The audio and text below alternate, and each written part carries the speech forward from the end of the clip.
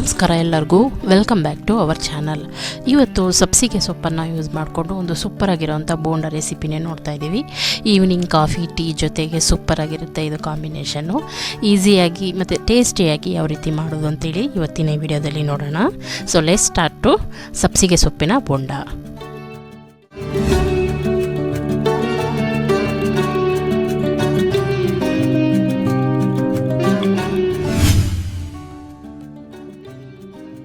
ಬೋಂಡ ಮಾಡೋದಕ್ಕೆ ಬ್ಯಾಟರ್ನ ರೆಡಿ ಮಾಡ್ಕೊಳ್ಳೋಣ. ಅದಕ್ಕೆ ಒಂದು ಪಾತ್ರೆ ಇಟ್ಕೊಂಡು ಅಲ್ಲಿ 1 ಕಪ್ಪಷ್ಟು ನಾನು ಕಡಲೆ ಹಸಿಟ್ಟನ್ನು ಹಾಕ್ಕೊಳ್ತಾ ಇದ್ದೀನಿ. ಇದು ನೋಡ್ಕೊಂಡು ಹಾಕ್ಕೊಳ್ಳೋಣ. ಇವಾಗ ಸದ್ಯಕ್ಕೆ 1 ಕಪ್ಪಷ್ಟು ಹಾಕ್ಕೊಂಡಿದ್ದೀನಿ. ಹಾಗೆ 1/4 ಕಪ್ಪಷ್ಟು ಸಬ್ಸಿಗೆ ಸೊಪ್ಪು, ಹಾಗೆ 1 ಕಡ್ಡಿ ಪೂರ್ತಿ ಕರಿಬೇವಿನ ಎಲೆ, 1/4 ಕಪ್ಪಷ್ಟು ಕೊತ್ತಂಬರಿ ಸೊಪ್ಪನ್ನ ಇವೆಲ್ಲನೂ ನಾನು ಚಿಕ್ಕ ಚಿಕ್ಕದಾಗಿ ಕಟ್ ಮಾಡಿ ಇಟ್ಕೊಂಡು ಹಾಕ್ಕೊಳ್ತಾ ಇದ್ದೀನಿ. ಇದಕ್ಕೆ ಇದಾದಮೇಲೆ ಇದಕ್ಕೆ ನಾನು 2 ನಾರ್ಮಲ್ ಸೈಜ್ ಈರುಳ್ಳಿನ ಚಿಕ್ಕ ಚಿಕ್ಕದಾಗಿ ನಾನು ಕಟ್ ಮಾಡಿ ಇಟ್ಕೊಂಡಿದ್ದೀನಿ. ಅದನ್ನು ಇದಕ್ಕೆ ಸೇರಿಸ್ಕೊಳ್ತೀನಿ. ಹಾಗೆ ಇದು ಒಂದು 6ರಿಂದ 7 ಹಸಿಮೆಣಸಿನ್ಕಾಯಿ, ಅದನ್ನು ನಾನು ಚಿಕ್ಕದಾಗಿ ಕಟ್ ಮಾಡಿ ಇಟ್ಕೊಂಡಿದ್ದೀನಿ. ನಿಮಗೆ ಖಾರ ಇನ್ನೂ ಜಾಸ್ತಿ ಬೇಕಂದರೆ ನೀವು ಇನ್ನೂ ಕೂಡ ಆ್ಯಡ್ ಮಾಡ್ಕೋಬೋದು.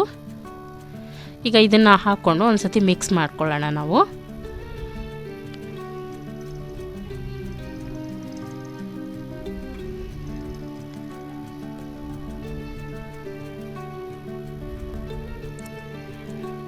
ಇವಾಗ ಇನ್ನೊಂದು ಸ್ವಲ್ಪ ಹಸಿಟ್ಟು ಬೇಕಾಗುತ್ತೆ ಇದಕ್ಕೆ. ಇವಾಗ ಇನ್ನೊಂದು ಅರ್ಧ ಕಪ್ಪಷ್ಟು ಕಡಲೆ ಹಸಿಟ್ಟನ್ನು ಹಾಕ್ಕೊಳ್ತೀನಿ. ಟೋಟಲು 1.5 ಕಪ್ಪಷ್ಟು ಕಡಲೆ ಹಸಿಟ್ಟನ್ನು ಹಾಕ್ಕೊಂಡಿದ್ದೀನಿ.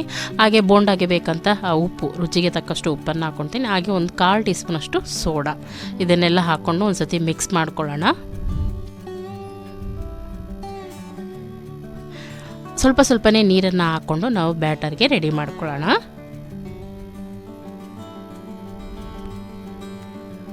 ನೋಡಿ, ಇಷ್ಟು ಸಾಕು. ನೋಡಿ, ಈ ಥರ ಮಾಡಿ ಎಣ್ಣೆಯಲ್ಲಿ ಬಿಡೋದಕ್ಕೆ. ಈಗ ಗ್ಯಾಸನ್ನು ಹಚ್ಚಿ ನಾನೊಂದು ಪಾತ್ರೆ ಇಟ್ಕೊಂಡಿದ್ದೀನಿ ಎಣ್ಣೆ ಬಿಸಿ ಮಾಡ್ಕೊಳೋದಕ್ಕೆ. ಎಣ್ಣೆ ಬಿಸಿ ಆದಮೇಲೆ ಈ ಥರ ನೋಡಿ ಒಂದೊಂದನ್ನೇ ಬಿಟ್ಕೊಳ್ತೀನಿ. ಆ ಫ್ಲೇಮ್ ಬಂದು ಮೀಡಿಯಮ್ ಫ್ಲೇಮಲ್ಲೇ ಇರಲಿ, ಜಾಸ್ತಿ ಹೈ ಬೇಡ, ಲೋ ಬೇಡ.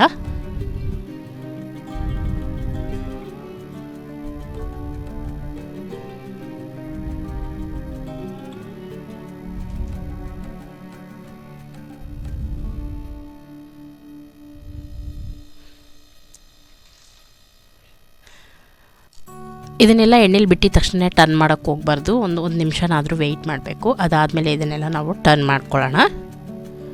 ಟರ್ನ್ ಮಾಡಿಕೊಂಡು ಹಾಗೆ ಒಂದು 2ರಿಂದ 3 ನಿಮಿಷ ಹಾಗೆ ಫ್ರೈ ಆಗೋದಕ್ಕೆ ಬಿಟ್ಬಿಡೋಣ.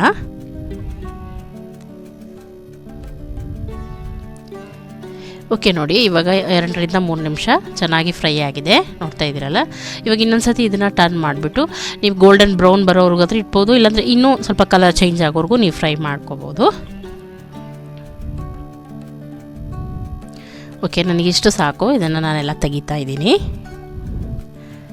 ತೆಗೆದು ಒಂದು ಪ್ಲೇಟ್ಗೆ ಸರ್ವ್ ಮಾಡ್ಕೊಳ್ಳೋಣ.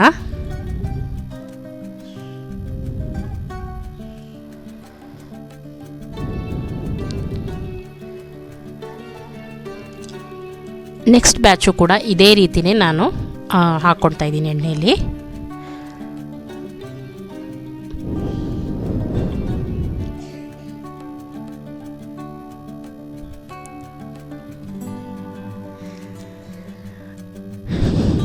ಮತ್ತು 1 ನಿಮಿಷ ಆದಮೇಲೆ ಇದನ್ನೆಲ್ಲ ಟರ್ನ್ ಮಾಡ್ಕೊತೀನಿ.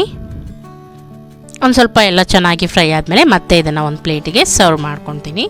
ಸೊ ಫ್ರೆಂಡ್ಸ್, ಇದೇ ರೀತಿ ಪಕೋಡ ರೆಸಿಪಿನೂ ನನ್ನ ಚಾನಲಲ್ಲಿದೆ. ಸೊ ಅದರ ಲಿಂಕ್ನ ಕೂಡ ನಾನು ಇಲ್ಲಿ ಐ ಕಾರ್ಡಲ್ಲಿ ಪಿನ್ ಮಾಡಿರ್ತೀನಿ. ಇಂಟ್ರೆಸ್ಟ್ ಇದ್ದರೆ ಆ ವಿಡಿಯೋನ ನೋಡಿ. ಓಕೆ, ಇವಾಗ ಬೋಂಡ ರೆಡಿ ಆಯಿತು. ಇವಾಗ ಇದನ್ನೆಲ್ಲ ನಾವು ಸರ್ವ್ ಮಾಡ್ಕೊಳ್ಳೋಣ. ನೋಡಿ ಫ್ರೆಂಡ್, ಎಷ್ಟು ಕ್ರಿಸ್ಪಿಯಾಗಿದೆ ಅಂದರೆ ಮೇಲೆ ಅಷ್ಟು ಕ್ರಿಸ್ಪಿಯಾಗಿ, ಒಳಗಡೆ ತುಂಬಾ ಸಾಫ್ಟಾಗಿ ಸಬ್ಸಿಗೆ ಸೊಪ್ಪಿನ ಬೋಂಡ ರೆಡಿ ಆಯಿತು. ನೀವು ಒಂದು ಸತಿ ಈ ರೆಸಿಪಿನ ಟ್ರೈ ಮಾಡಿ ಯಾವ ರೀತಿ ಬಂತು ಅಂತ ನನಗೆ ಕಮೆಂಟ್ ಸೆಕ್ಷನಲ್ಲಿ ತಿಳಿಸಿ. ಕಾಫಿ ಟೀ ಜೊತೆಗೆ ತುಂಬಾ ಚೆನ್ನಾಗಿರುತ್ತೆ ಈವ್ನಿಂಗ್ ಸ್ನ್ಯಾಕ್ಸ್ ಆಗಿ ಇದನ್ನು ನೀವು ತಿಂದರೆ. ಸೊ ಈ ವಿಡಿಯೋ ಇಷ್ಟ ಆಗಿದ್ದರೆ ಲೈಕ್ ಮಾಡಿ, ಶೇರ್ ಮಾಡಿ, ಸಬ್ಸ್ಕ್ರೈಬ್ ಮಾಡದೆ ನೋಡ್ತಾ ಇರೋರು ಖಂಡಿತ ಸಬ್ಸ್ಕ್ರೈಬ್ ಮಾಡ್ಕೊಳ್ಳಿ. ನೆಕ್ಸ್ಟ್ ಒಂದು ಒಳ್ಳೆ ರೆಸಿಪಿ ಜೊತೆಗೆ ಸಿಗ್ತೀನಿ. ಅಲ್ಲಿವರೆಗೂ ನಮಸ್ಕಾರ.